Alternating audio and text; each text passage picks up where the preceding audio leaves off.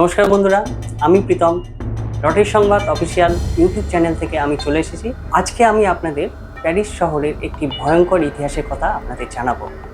Paris শহর আমরা জানি ভালোবাসার শহর, কিন্তু এই শহরের ভূগর্ভস্থ এমন এক ইতিহাস লুকিয়ে আছে যা শুনলে আপনারা চমকে যাবেন। এই শহরের ভূগর্ভে এমন এক জায়গা আছে যেখানে কয়েক লক্ষ মানুষের নরকঙ্কাল দেখা যায়। আজ আমরা এটাই আলোচনা করব, দ্য ক্যাটাকম্বস অফ প্যারিসের ভয়ঙ্কর সত্যি ঘটনা নিয়ে। 1800 শতকের শেষ দিকে প্যারিসের কবরস্থানগুলোতে লাশ রাখার জায়গা হয়ে গিয়েছিল অসম্ভব কম। ফলে শহরে শুরু হয় স্বাস্থ্য সংকট।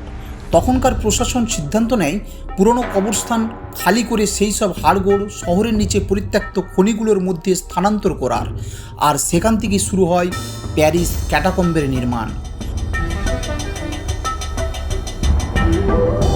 শুধু কয়েকটা কঙ্কাল নয়, এখানে রয়েছে 60 লক্ষের বেশি মৃতদেহের হাড়, যেগুলো বাঁধের মতো করে দেওয়াল তৈরি করে সাজানো হয়েছে।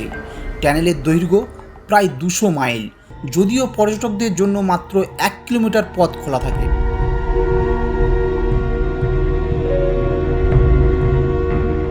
তবে এখানেই শেষ নয়। ক্যাটাকম্বে ঘটে গিয়েছে এমন কিছু ঘটনা যেগুলো আজও মানুষ বিশ্বাস করতে ভয় পায়।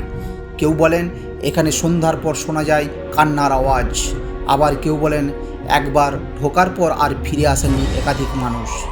2004 সালে পুলিশ আবিষ্কার করেছিল একটি গোপন সিনেমা হল, যা ক্যাটাকম্বের ভিতরে কেউ তৈরি করেছিল, অথচ কেউ জানতো না তারা কারা।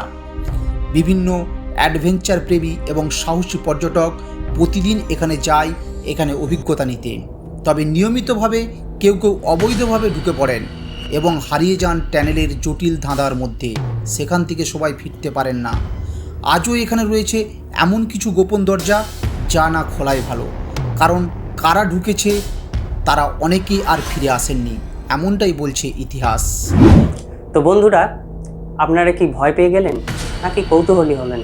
যদি যেতে চান তো অবশ্যই কমেন্টে জানাবেন এরকম জায়গায়, এবং আরও এই ধরনের জায়গা সম্পর্কে জানার জন্য আমাদের চ্যানেলটি লাইক, শেয়ার এবং সাবস্ক্রাইব করবেন। ধন্যবাদ।